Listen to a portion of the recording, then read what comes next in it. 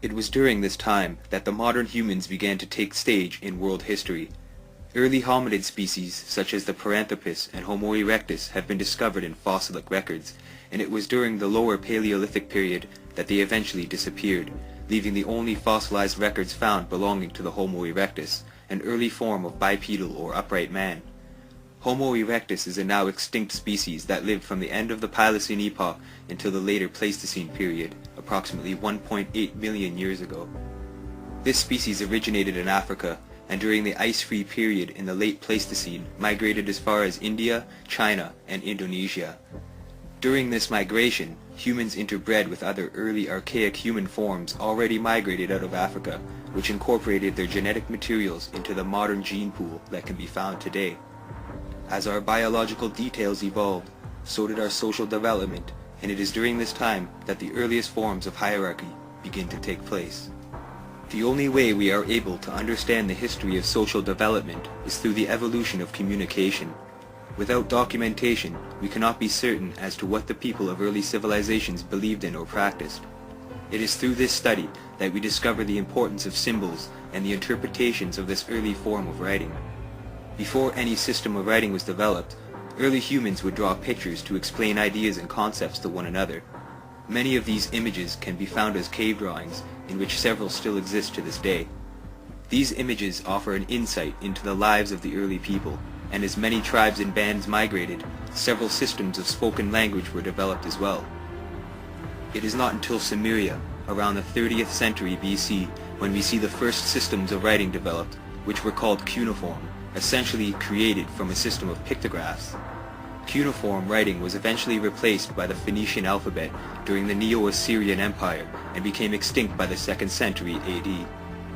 It was through cuneiform script that we are able to have a better insight and understanding into the lives of the earliest civilizations, and details of kings and the ruling class can be discovered. It is in early Mesopotamia that we see the first highly intellectual societies become more advanced and flourished. Before this time, a majority of the social groups remained in the form of hunter-gatherer tribes. However, there is scarce documentations or records of these people's social development or religious or spiritual beliefs. Common ideas, philosophy, and even cultural evolution became more advanced due to the creation of agriculture. Families merged and settled in farming communities and became more stationary as opposed to a nomadic lifestyle. This allowed for new ideas and concepts to be discussed and expanded upon. Due to the migration of some tribes into Africa, Asia, and Europe, the human population began to see more increasing numbers. When groups would settle and begin farming, this would begin a community where ideas could be expressed and the earliest forms of spirituality and religion began. These communities can be traced back to even earlier than 9000 BC.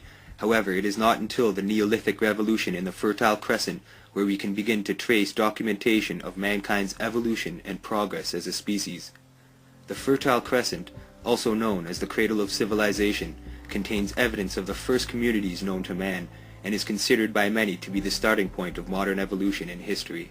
During these times, before the foundation of Mesopotamia began to take place, people were developing more philosophical ideas, and also the earliest forms of religion began to appear. People began to develop more spiritual outlooks on life based on their surroundings and interactions with nature.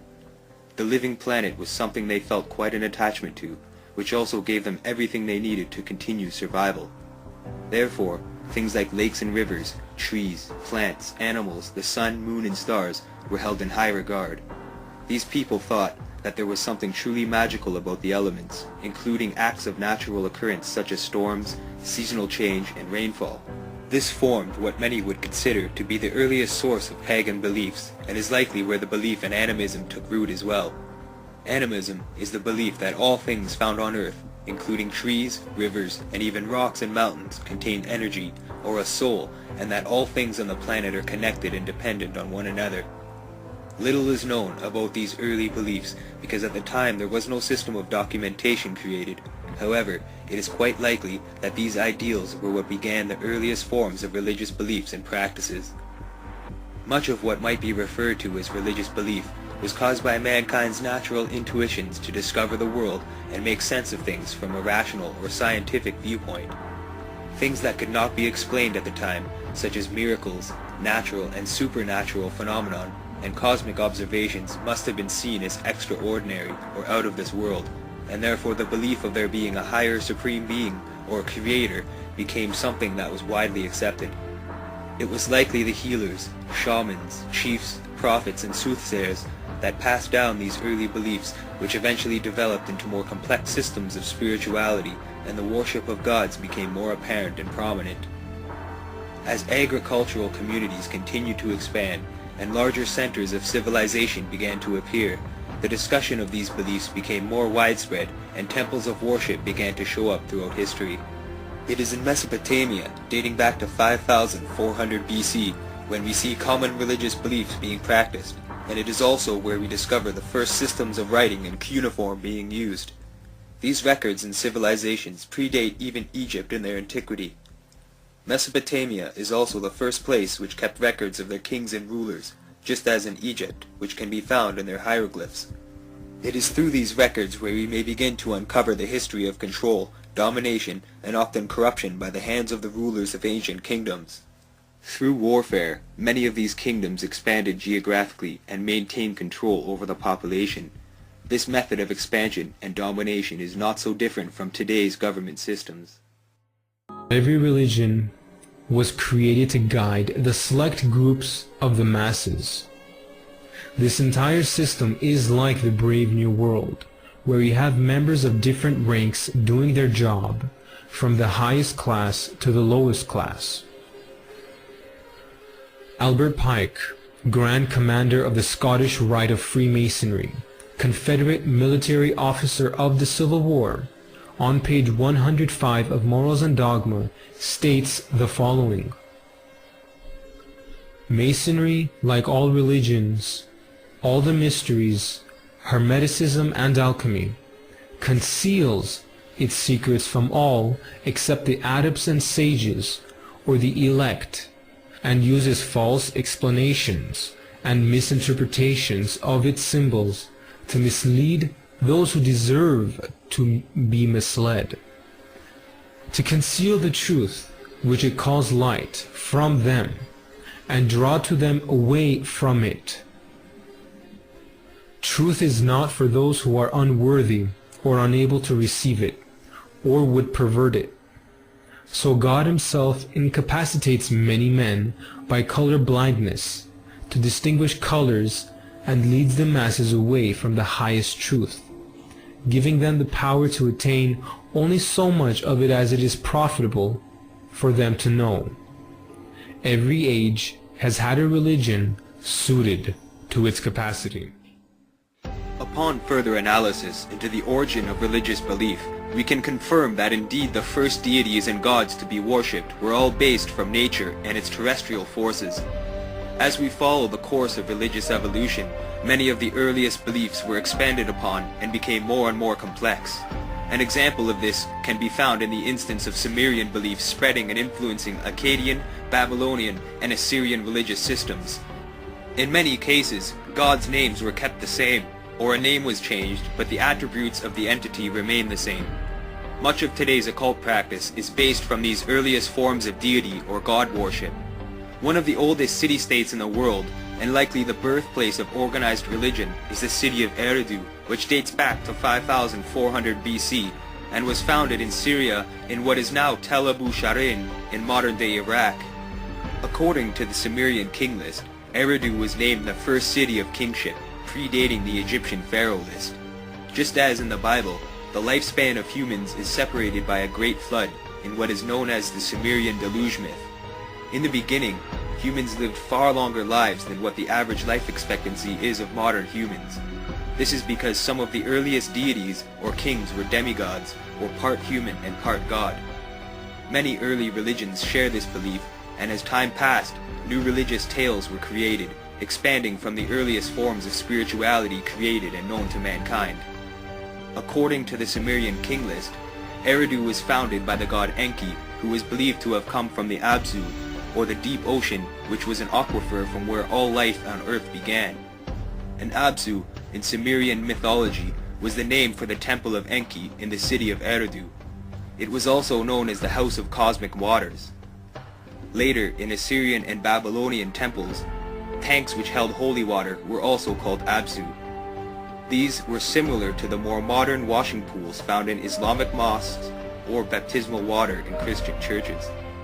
The Sumerian belief system was later expanded on by the Babylonians, and in their story of creation, known as the Illuminati, names two original gods, Absu, the god of fresh water, and Tiamat, the goddess of oceanic salt water. Just as scientific explanation depicts, all life came from the sea. These two gods had several offspring, including Ea, father of Marduk, who the Babylonians thought to be the supreme deity and was likely personified based off the Sumerian sun god Utu. In the Enuma Elish, Ea, based off the Sumerian god Enki, destroys Absu and becomes the chief god, and with his wife Damkina have a son, whom is Marduk. Tiamat takes revenge for the death of Absu, and a battle ensues between her and Marduk. Tiamat's new husband, Kingu, becomes the new supreme dominion. However, Tiamat loses the battle against Marduk, and her body is torn in two pieces. He then uses these pieces to create the earth and the skies. He creates mankind to serve the gods using the blood of Kingu, which is perhaps the origin of the word king. A majority of the first cities known to mankind and documented by archaeological findings were built to honor the gods, such as Nippur, Sippar, Lagash, Gursu, and Uruk, which is thought to be where the name Iraq is derived from. Eridu and Ur were also created for the gods. Alulim was the first king and ruled Eridu for 28,800 years. Alangar was his successor and ruled Eridu for another 36,000 years. When the city of Eridu fell, the kingship was then moved to Bad Tabaira, which has been identified as Tel al-Madineh in modern-day Iraq. The name Bad Tabaira is translated as meaning Wall of the Copper Workers or Fortress of the Smiths, relating to ancient Masonic origins. Temples built to honor the gods are known as ziggurats and were not only created as religious centers but also served as political and cultural headquarters for ancient Sumerian city-states.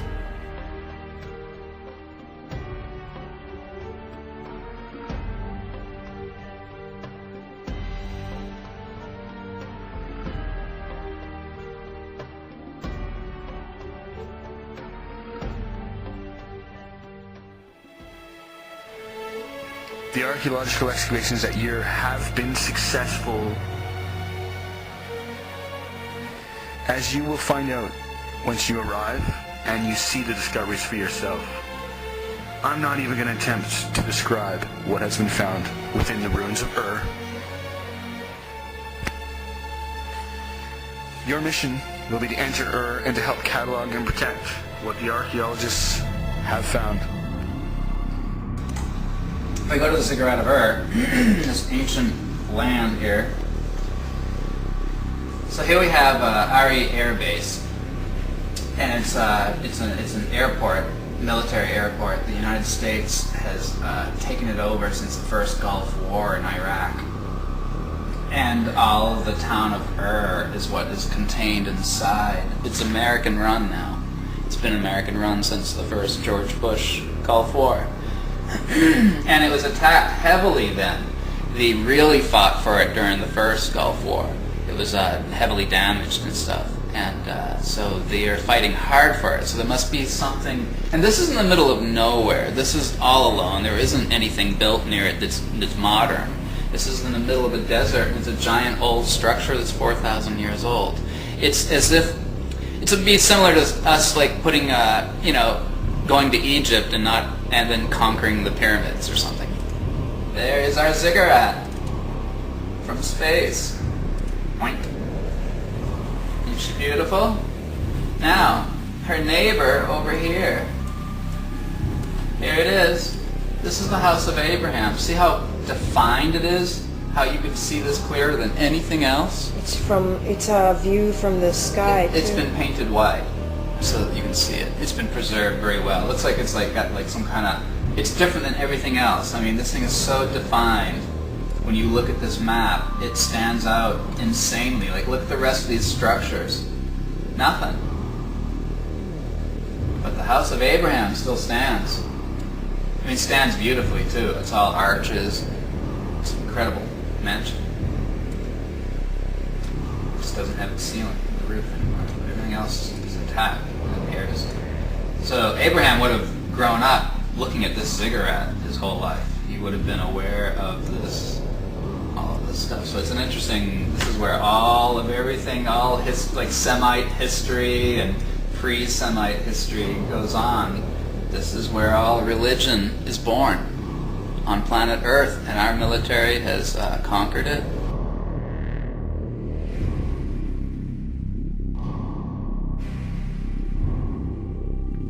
Mesopotamia, it means the land between two rivers, Euphrates and Tigris rivers. Euphrates and Tigris meeting together to the south of this city near Basra. They called that city Gurne, and they thought their garden of Eden and also their big tree, they called it Adam tree. The name of this ancient site, Ur, two letters, U-R, and in the Bible they call it another name, Ur of the Chaldeans. Ur in that time, capital of the Sumerian. The civilizations in Iraq, Sumerian, Akkadian, Babylonian, and Assyrian. So this is the capital of the Sumerian. Sumerian started here before 4,000 years BC. But Sumerian civilization important because the oldest civilization, and Sumerian putting the basis of many things in the world, like the beginning of the writing. The first letters of the writing in the world started during the time of the Sumerian, and the kind of that writing called iconographic writing. The beginning of the writing like pictures. After that developed it and called it cuneiform. After that 50 years came another writing in Egypt called hieroglyphic writing. In this city also started the invention of the wheel. In addition to that, also in this place home of Prophet Abraham. Prophet Abraham recognized by Christians, Muslims, and Jewish and another religions as father of the prophets. It means father of the religions.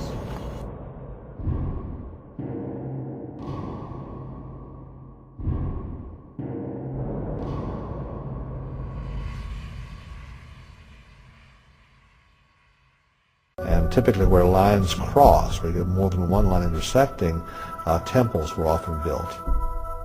These are called conductivity discontinuities, which sounds highly technical, but it's merely the place where one area of ground that has a good ability to conduct electricity meets another area of ground that has a lesser ability to conduct these natural electric currents. The Chinese had the same tradition. They called them dragon lines. It was illegal for a commoner to be buried on such a line. A king had to be buried on such a line. They put palaces there.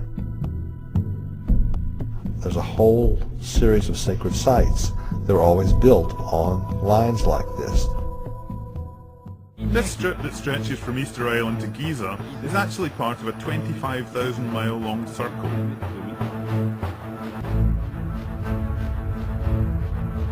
This 100-kilometer wide circle goes through many significant ancient sites across the globe. In Peru, it passes through the Paracas Drawing, the Nazca Tracks, Ollantaytambo, Machu Picchu, Cusco, Sacsayhuaman, and the Paratoari Pyramids. In Africa, it crosses Mali and the mysterious Dogon lands, where they knew the stars Sirius B and C before any astronomers. Algeria and the Tassili Nijar, with its painted Martian god. In Egypt, it goes through the Siwa Oasis and its Zeus Ammon temple, and through the Great Pyramid at Giza. Next, it crosses Petra, Ur, where Abraham was born, Persepolis in Iran, Mohenjo-Daro in Pakistan, where the unreadable writing was found that is so close to the writing on Easter Island. Then it crosses sites that have always been known as the homes of the gods. Khajuraho in India, Phayé in Burma, Sukhothai in Thailand, Angkor Wat and Praihar in Cambodia. And it ends with the most isolated and mysterious place on Earth, Easter Island. There is an astonishing accuracy to this alignment. Although many of these sites date from different times, most were built on the ruins of more ancient sacred sites. At some remote point in the past, Someone had built a series of sacred sites on this line, circling the globe. The circle was as long as the equator. But the mystery doesn't end there. If we take this circle as an equator, then its north pole will be located here. And the triangle formed by this point, Nazca and Giza, exactly matches the shape of the Great Pyramid. The distance between Nazca and Giza equals the distance between Teotihuacan and Giza. The same is true of the distance between Angkor Wat and Nazca, and between Mohenjo-Daro and Easter Island. The distance between Easter Island and Giza is 10,000 times the golden number. The distance between Angkor and Giza multiplied by the golden number equals the distance between Giza and Nazca. And the Giza-Nazca distance multiplied by the golden number equals the Nazca-Angkor distance.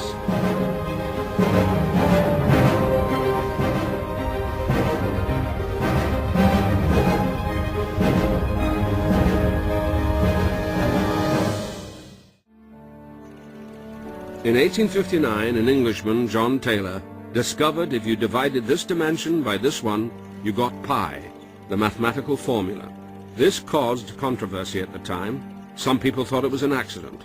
Could it be a coincidence that these particular dimensions give us pi, one of the building blocks of mathematics, science, and engineering?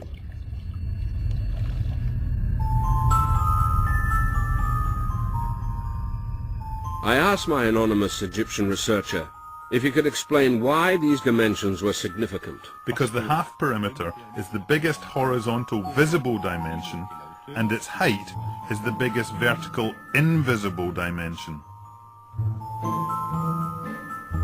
Pi is not the only significant number in the Great Pyramid. If we look at the dimensions of the various parts of the pyramid, each part can be multiplied by a whole number to give the total height.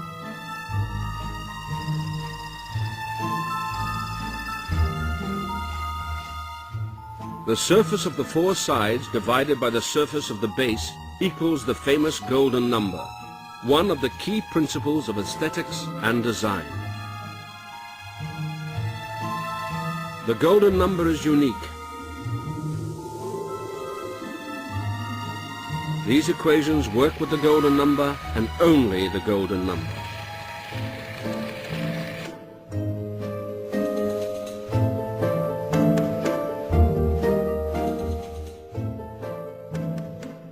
The golden number occurs all over the natural world, in the shapes of plants, in astrology, in the proportions of the human form, in the proportions of great art.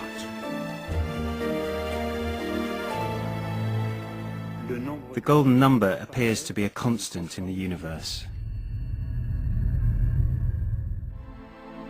Although Western civilization is generally considered to be the product of Greek and Roman culture, the Greeks and Romans both acknowledge ancient Egypt as the source of great ancient wisdom.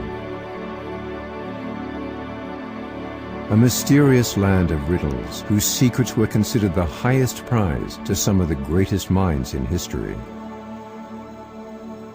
Egypt was known to the ancient world as a repository of high knowledge and magical practices. These universal secrets were contained and kept alive in the mystery schools. The teachings and magical ability they imparted were held in the highest secrecy and reverence. Entrance to the temples that held the secrets was tightly restricted. They were the domain of royalty, priests, and privileged initiates. Forefathers of modern thought, such as Pythagoras, Plato, and others, tell of waiting more than 20 years preparing before acceptance into the mystery schools. The secret teachings were known as esoteric or occult or symbolist teachings and were held to contain the secrets of the universe and the keys to great magic. Those who were allowed to receive the mysteries often went on to join a who's who of historical movers and shakers. Pythagoras, Plato, Aristotle, Galileo, Copernicus, Da Vinci, Kepler, Isaac Newton, Napoleon. They were rewarded for their pursuit of the ancient wisdom with not just knowledge, but a new way of thinking that allowed them to write their names in human history. For its time, Egypt led the race in terms of technology, agriculture, philosophy, and spirituality. Although their belief system was developed from earlier forms of religion, it was Egyptian beliefs that inspired several common religious systems that can be found today. It is also in Egypt that we find a detailed king list and tombs of several pharaohs and rulers. Similar to the Sumerian list, it is said that 8 god kings ruled Egypt. These gods were named Ptah, Ra, Sosis, Geb, Osiris, Set, Horus, Thoth, and Maat. These gods were followed by differing sets of semi-rulers or demigods. Some of these demigods were Hezekiah, Kaya, Tiyu, Fesh, and Neheb of Lower Egypt during the early dynastic period. There is also Irihor, Ka, and Narmer of Upper Egypt. Narmer unified Upper and Lower Egypt, creating what is referred to as the dynastic period, or the first dynasties. It is believed that Narmer ruled the first dynasty around 3100 BC. The first known historical record and document found from Egypt is known as the Narmer Palette. Throughout its early history, Egyptians worshipped gods that were linked to elements of nature such as the sun, moon, and animals. It was not until Amenhotep IV, also known as Akhenaten, when monotheism was introduced. Monotheism is the belief that a single god or supreme being, such as Christianity, Catholicism, and Islamic beliefs. Akhenaten was also the first known religious persecutor, killing those who opposed his beliefs and attempting to abolish all other religious systems. His son became a very well-known king in Egypt, Tutankhamun, and took the throne of Egypt when he was just 9 years old. Upon taking the throne, he restored classical Egyptian beliefs. Through DNA evidence, it has been proven that Tutankhamun was the product of an incestual relationship between his father Akhenaten and one of his sisters. This was common during those times, to keep the power and accumulated wealth within the family. Later we will discover that this incestuous lineage is still practiced among world rulers today. Evidence that these people will stop at nothing to maintain their control and ensure it is kept throughout the course of history. Egyptian belief and lifestyle has influenced many succeeding cultures and religions, and continues to influence several aspects of life in modern times. In 30 BC, Egypt became a province of the Roman Empire, and the ancient Egyptian knowledge was adapted and passed along with it. This transmitted through the popes of Rome and the Vatican Empire. Scepters, staves, crowns, and several other items were adopted from Egyptian royalty, and just as the Egyptians, Jubilee ceremonies are celebrated by modern kings and queens. In 2012, the Queen of the Commonwealth Realms, Elizabeth II, celebrated her Diamond Jubilee, symbolizing 60 years of reign as queen. Egyptians also celebrated jubilees for their rulers. Queen Elizabeth II is also the supreme governor of the Church of England. Christianity is the most practiced religion in the world, having 2.1 billion followers, accounting for 33% of the world's total population. Christianity has many denominations or subsets, such as Catholicism, Protestant, Evangelical, Gnostic, Anglican, Mormon, and Orthodox, as well as many others. Followers of Christianity believe in the life of Jesus Christ. About 60% of Christians are Catholics, and as we all know, the power of the Catholic Church resides at the Vatican in Rome. An obelisk also once resided at the Vatican before it was moved to St. Peter's Square. A total of 8 known ancient Egyptian obelisks were taken out of Egypt after the Roman conquest and brought to Rome. The obelisk at St. Peter's Square contains the seal of the House of Chigi. The word pharaoh comes from the word pra, which means great house or royal house. Other important obelisks can be found in London, England, and the Washington Monument in DC. The London obelisk is part of a set of 3 obelisks called Cleopatra's Needle. The other 2 can be found in Paris and New York City. The obelisk always appears above a body of water, so that its reflection may be cast upon it. The obelisk represents the phallus, or male, whereas the body of water represents the female, or the womb. Humans are raised in water while they are in their mother's womb, and therefore the obelisks represent the bloodline or descendants. Cleopatra's Needle likely received its name because of this, and maintaining royal power is something that is of the utmost importance to the ruling classes found not only in ancient but modern times as well. In 2004, Canadian author Tom Harper released a book entitled The Pagan Christ, which influenced the first Zeitgeist documentary in 2007. Harper's book explains the strikingly similar details between Egyptian and Christian beliefs. It would appear that the story of Jesus Christ stems from the story of the Egyptian god Horus. Both were born from a virgin mother, both were royal descendants, and their births were announced by angels. Both performed miracles and walked on water, and both were crucified and accompanied by 2 thieves, and resurrected after 3 days. The foster father of Horus was Seb, or Seth, and the foster father of Jesus was Joseph. Herod attempted to kill the infant Horus, while Herod slaughtered every firstborn to try and kill Jesus. Horus raised his father Osiris from the grave, and Jesus resurrected Lazarus from the grave. Horus resists temptation from Sut on a large mountain, and Jesus resists temptation from Satan on a large mountain. Horus was given the title Krst, and Jesus was given the title Christ, which can be translated to meaning the Anointed Ones. Several other similarities exist, and one can only look at this as evidence and come to the rational conclusion that the stories are nearly identical. It would seem that much more than the mystery religions were passed on in secrecy throughout the ages. Under the surface lies much deeper secrets, and only those enlightened to this wisdom have been allowed access to this information. Another notable curiosity in regards to the comparison between Egyptian rulers and biblical reference are the names of some of the pharaohs and characters in the Bible. There are several similarities in not only the names, but also the dates these people have been associated with. An example of this can be found in the instance of King Solomon, whom is thought to have lived around 970 to 931 BC. From 978 to 959 BC, Pharaoh Simon ruled Egypt. Moses is thought to have existed around 1527 to 1407 BC, and Pharaoh Amos I ruled Egypt between 1570 and 1546 BC. Pharaoh Thutmose III ruled Egypt from 1479 to 1425 BC. He also organized an army and defeated the enemies of the Hebrews in Canaan. Thutmose III is honored beside the obelisk located in London, England. The Union Jack of the United Kingdom represents the 12 tribes of Jacob, the uniting of kingdoms. Pharaoh Yakober ruled Egypt from 1655 to 1646 BC. Strangely, the pharaohs' names are omitted from the Bible, and one can not only help but come to the conclusion that the similarities are worth further investigation and could be quite plausible. Gnostic dualism, or the battle between good and evil, has existed for centuries. It is the balance of emotion, fear and love, yin and yang, black and white, God and the devil. It has been programmed into all of modern society through the religions and media. Generations of children have been raised on stories where there is always a good guy and a bad guy, and many of these stories contain subliminal messaging and deeper meanings. Only those aware of the interpretations of symbols may take notice. The all-seeing eye. The eye of Osiris.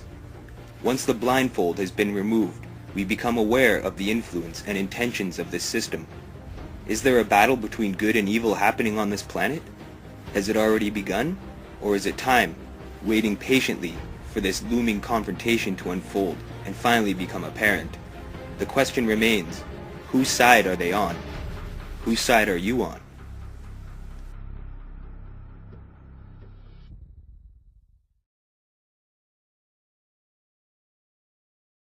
The secret is simply the fact that certain of their members worship Lucifer, and that they keep that secret from the overwhelming majority of their own members, and certainly the public is never to know this fact if they can help it.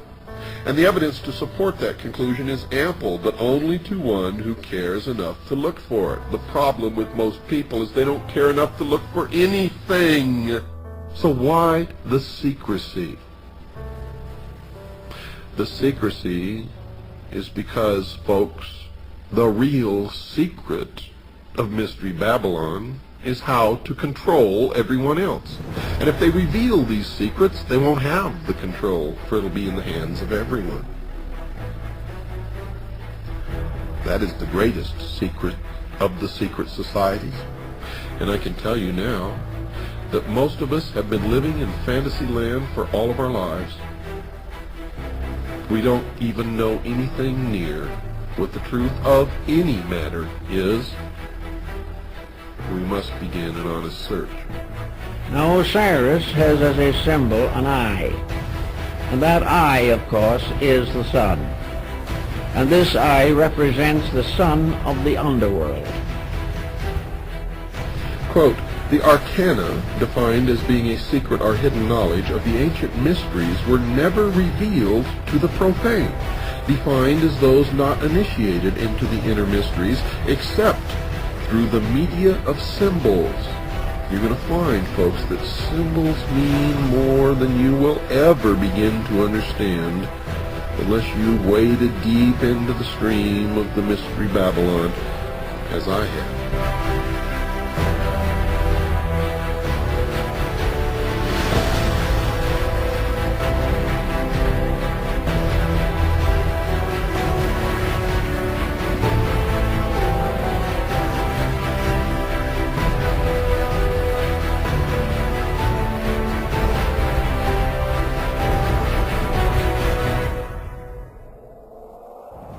If you sit back and think about it, if only for a moment, it doesn't take much to control a community and its people. Throughout history, the leaders of civilizations have maintained their control and power over their populations using the same methodology and mentality. The success of this technique becomes effective when the natural resources of a region becomes governed or controlled. As we discussed earlier, without food, water, shelter, and other such important elements vital to the continuance of human life, a person and the community they belong to cannot survive.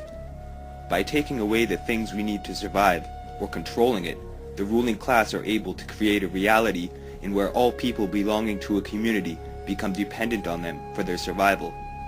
Perhaps a perfect example of this can be understood by taking a look at the house pet. Many people have pets, and these animals are completely dependent on their owners to ensure they are given the proper nourishment. As their masters, or owners, we are responsible to feed them, and without us, they would not survive for very long. We are the government-type figure in this situation, and if the pet or animal bites the hand that feeds them, they are likely to go without a meal, proper care and love, and would eventually die. The question remains, is it right to deny any living creature of the basic needs for survival? Do the starving communities in Africa really deserve to get the short end of the stick and go without clean drinking water and a warm meal on a daily basis? How can something as free and natural as education come at a cost, and things like food and water be used as a means of controlling a group of people? These are all important factors which we should all take an honest and deep look into, for it is these factors of society that make for an unbalanced world. In today's day and age, government systems control the community through the means of not only resources, but financially, economically, religiously, and militarily. If these aspects can be maintained and established, the population of a country, city, town, or community can be controlled. This is how the slave is created. From birth, being raised in this atmosphere to accept it as the norm, the reality of life. But is this our purpose? Are we meant to be raised in a world with this logic? Are we truly put on this earth to serve, having our natural and instinctual freedoms suppressed, sculpted, and manipulated? This is the reason for our limited potential. This is the reason why many people all around the world use such small portions of their mind's potential power, and the subconscious lies uninvolved with the regularities and balance of our thought patterns. Religion is often used to limit the potential of one's mind, and put the responsibility and ownership of one's body and soul in the hands of someone else. Through various means, many religions have been able to capture people's opinions and beliefs in regards to things such as historical events, science and spirituality, and is for this reason that so many people believe in various forms of religious doctrine and belief. As the fastest growing religion, Christianity quickly expanded from the 1st century, where it began as a Jewish sect in Israel and Palestine, and spread into Mesopotamia, Asia, and Egypt. By the end of the 4th century, it had replaced many religions, including those practiced by traditional Romans. During this time, much of Europe was converted to Christianity, and kings and rulers implemented this system of ideology into their regions of ownership. It was by means of a combination of military power, religion, and the control of resources that kingdoms expanded. Battles were fought and empires spread to all corners of the earth in what can be referred to as a real-life game of Risk.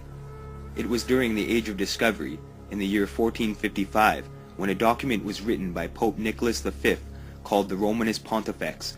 This document was given to King Alfonso V of Portugal and declared that all lands discovered and or conquered belonged to the Crown of Portugal.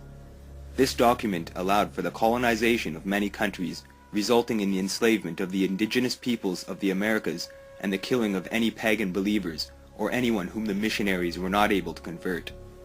This allowed for the first voyage of Christopher Columbus in 1492. John Cabot landed in Newfoundland in 1497, and Jacques Cartier was also able to colonize in Canada. Between 1550 and 1551, a debate called the Valladolid, or validity, began. The purpose of this debate was to establish whether or not the indigenous natives that were being conquered possessed souls, and if so, whether or not they were entitled to the basic rights of mankind. Not long after, Iberian claims were challenged by other European powers, mainly England, France, and the Netherlands, and the school of Salamanca legitimized conquest. This in turn limited the absolute power of the sovereign under the notion of the divine right of kings. Essentially, this resulted in the indigenous peoples having no say and no freedoms over the European monarchies. It was due to these laws that allowed for some of the earliest and largest genocides in human history. In 1697, the Mayans were defeated by the Spanish in the conquest of Yucatan. Mayan culture formed in what is now Mexico around 2000 BC and was a highly developed and sophisticated society at the time it came to a halt due to conquest. It is thought that the first native peoples to enter North America arrived between 30,000 and 11,000 BC.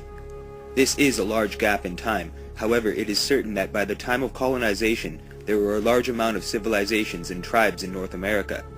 These early settlers crossed a stretch of land in Beringia called the Bering Land Bridge. When sea levels were low, this allowed people to cross over from Asia and Mongolia when they were following the woolly mammoth that was part of their diet.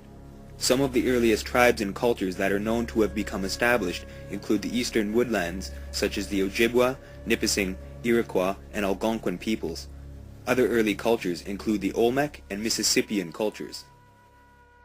For more than 500 years, American Indian people have been subjected to the ever-changing whims of the white man, who with sword in one hand and Bible in the other, swept across this land like a plague of locusts.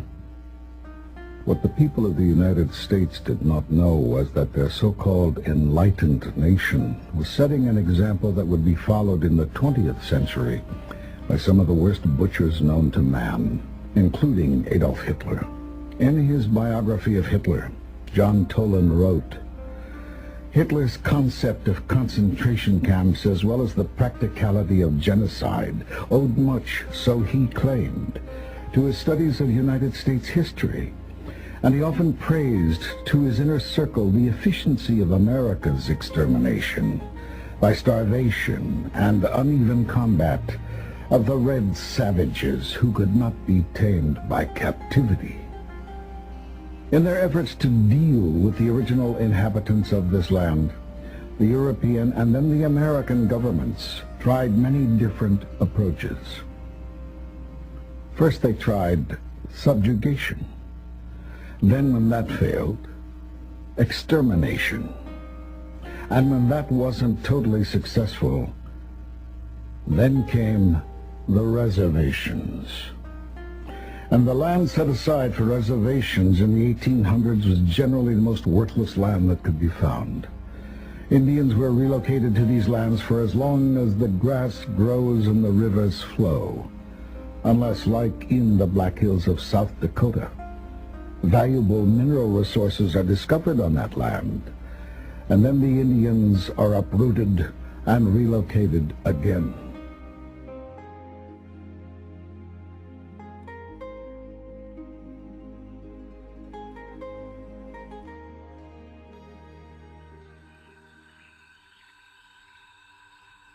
The 13 colonies of British North America were founded between the years 1607 with the establishment of Virginia and 1733 with the colony of Georgia.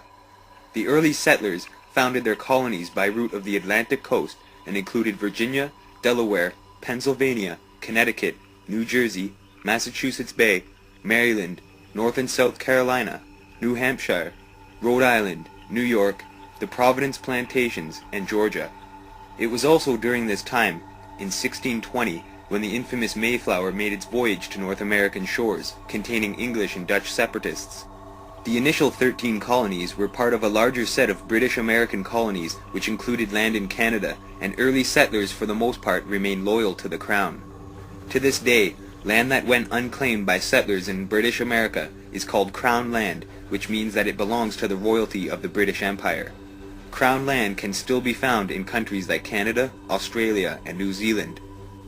Just as the early British settlers remained tied with the British Empire, other European settlers also remained loyal to their kings and rulers. Much of the system of governance in the New World was based from the British Constitution. The king corresponded with the governor, the House of Commons to the Colonial Assembly, and the House of Lords to the Governor's Council.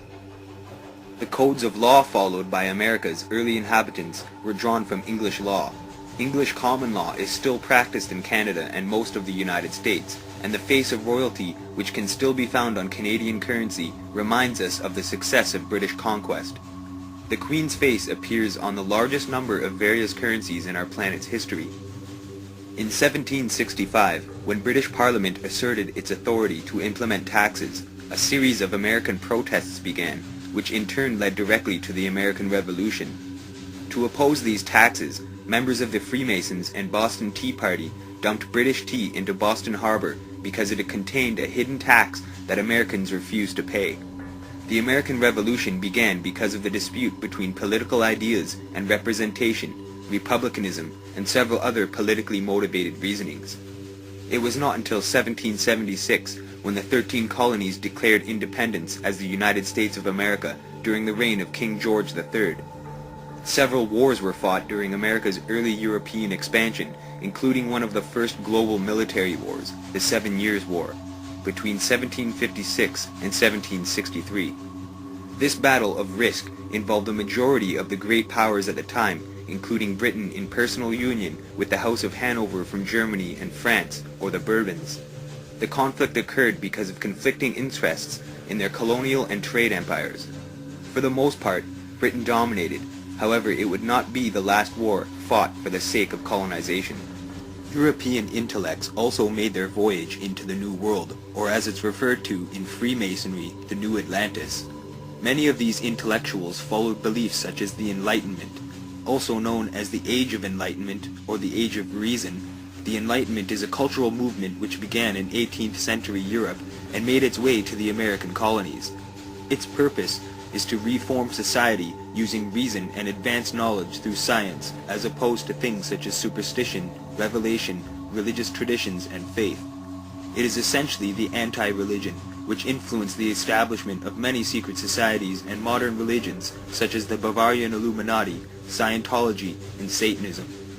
The political ideals of the Enlightenment influenced the Declaration of Independence, the U.S. Bill of Rights, the French Declaration of Rights, and the Polish Constitution of May 3, 1791, and also had a major influence on the Freemasons or Founding Fathers of the United States. Masons such as Francis Bacon, Benjamin Franklin, Thomas Jefferson, and George Washington followed the beliefs set out by the Enlightenment. This influence has had a major impact on modern society and has helped maintain the control of the ruling class over the common people. The founding of America allowed for a society to be built anew, a fresh start, and also provided for an additional center of power that was outside of Europe. This was of utmost importance for the Crown of England, which is why they fought so hard to maintain their influence and control over the developing population in America. Although the country declared independence in 1776, the upper class and those tied to the European monarchs were still able to maintain their control, and did so in the same fashion as was used throughout history, to control the country religiously, economically, and militarily. The United States became the third center of absolute power in the world in relation to European royalty. These three central kingdoms of power are controlled religiously through the Vatican City in Rome, financially and politically through London City in England, through the Crown, and militarily and scientifically through Washington in the District of Columbia. All three of these places are privately owned corporations or city-states and have their own set of laws and constitutions. They also maintain their own courts and police, and and their continuance and control of absolute power is of highest priority to the ruling class of today. The private corporate city-state of London was established in 1694 by King William III of Orange, whom also was responsible for privatizing the Bank of England. It is now the global financial center, along with Wall Street, pays no taxes, and houses worldwide English Freemasonry. It is the effectiveness of these three power structures which has allowed for the control of the world in which we live today. It has allowed the world to become what it is, a struggle to survive, upper and lower class, divisions, opinions, corporations, war and conflict, enslavement, the manipulation of media, but most importantly, it is the power structure that has shaped our history and is the reason our children will grow up in an unbalanced